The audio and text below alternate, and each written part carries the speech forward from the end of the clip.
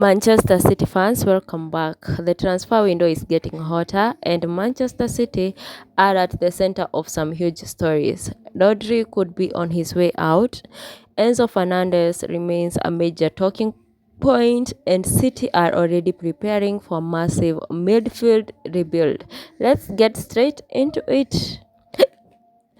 First, the biggest story, Rodri and Barcelona. Barcelona have reportedly returned with a third offer to the Manchester City midfielder, with reports putting the package at more than 70 million euros.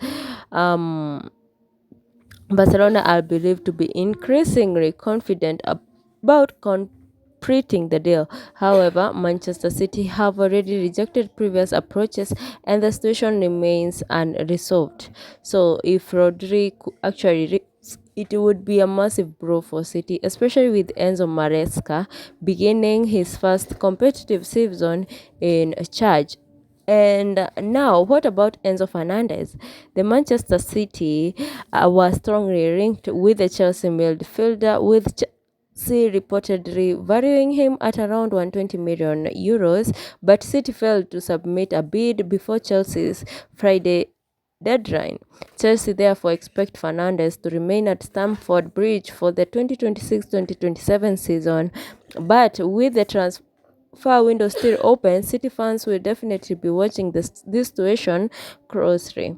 Another major development is Tijani Rejdus, the Manchester City midfielder, is expected to leave for Saudi Arabian club Al Qadsiya with reports of a deal worth around 51 million euros. That departure becomes even more important because City are already dealing with uncertainty surrounding Rodri. So what is happening at Manchester City? It looks like Enzo Maresca could be preparing for a completely different midfield. Rodri's future is uncertain.